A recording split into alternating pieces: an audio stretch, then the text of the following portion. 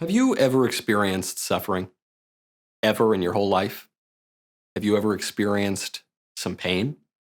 Probably you have. Probably you have today. Now, because you've experienced suffering and pain, is that a reason that someone ought to be able to kill you? Because that is one of the main arguments for abortion. One of the main arguments that you see for abortion is that a kid is going to be born and have a tough life.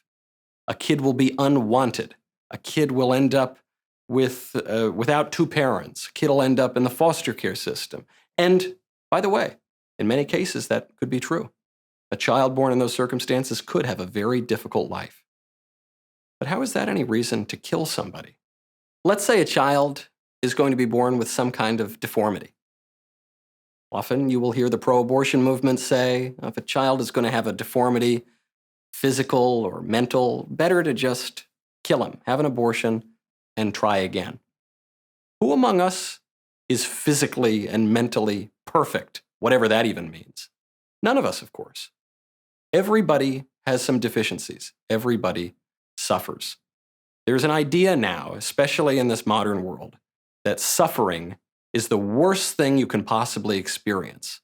We have to avoid suffering at all costs. Suffering is not evil. Actually, suffering is morally neutral. Suffering happens to everybody. It's just a fact of life. What is good or evil is how you react to suffering. You can react in a way that is ennobling and dignified and good, or you can react in a way that is selfish and wicked and evil and wrong. Those are your choices. You'll always have those choices in the face of suffering. I spoke to a young man once at a pro-life event. He said, yesterday was my 26th birthday, and I had a tough life. I was in foster care. I was abused. Now, he wasn't sugarcoating it. He really did have a tough life, but he said, I'm so grateful every single day that I lived.